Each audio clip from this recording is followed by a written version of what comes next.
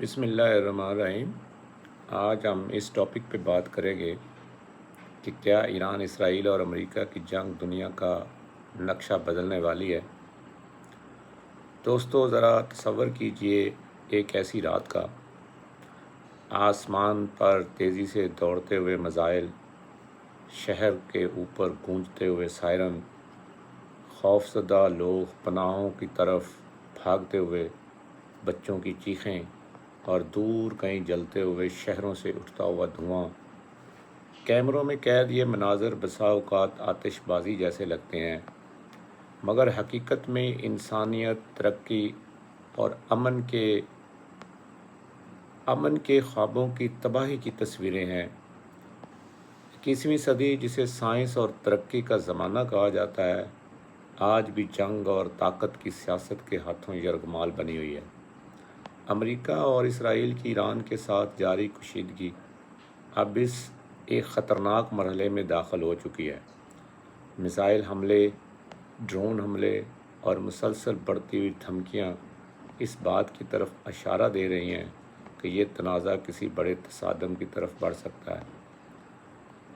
امریکی سیاستدان، خاص طور پر ڈونلڈ ٹرمپ، بار بار ایران کو دھمکیاں دے رہے ہیں کہ وہ ہتھیار ڈال دیں، مگر دلچسپ بات یہ ہے کہ ایران نے دبنے کی بجائے اور ہتھیار ڈالنے کی بجائے اپنے حملوں میں اضافہ کر دیا ہے۔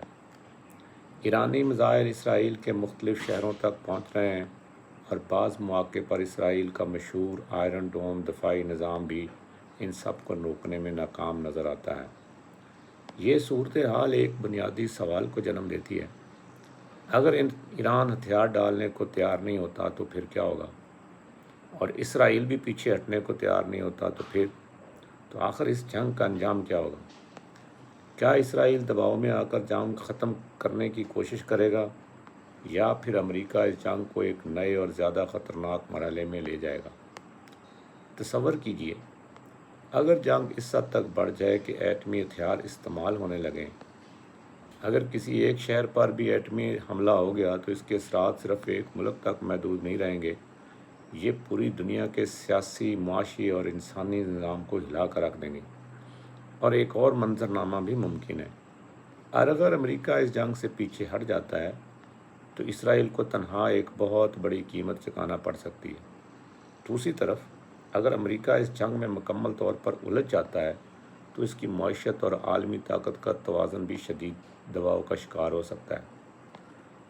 تاریخ ہمیں ایک اہم سبق دیتی ہے۔ بڑی جنگیں اکثر اس یقین کے ساتھ شروع کی جاتی ہیں کہ فتح یقینی ہے، لیکن ان کا اختتام اکثر تھکن، تباہی اور غیر یقینی کے ساتھ ہوتا ہے۔ آج بھی اصل سوال یہ نہیں ہے کہ کون ہتھیار ڈالے گا۔ اصل سوال یہ ہے کہ کیا دنیا کی قیادت اتنی دانش مند ہے کہ اس جنگ کو ایک عالمی تباہی میں بدلنے سے روک سکے؟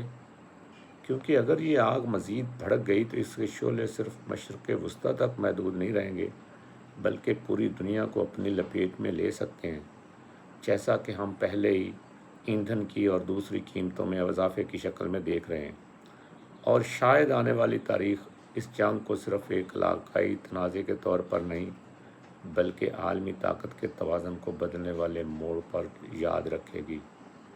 اگر آپ میری اس ویڈیو کو لائک پسند کرتے ہیں اور مزید سننا چاہتے ہیں تو برائے مہربانی اس چینل کو ضرور سبسکرائب کیجیے۔ آپ کا بہت شکریہ۔ Thank you. اللہ حافظ۔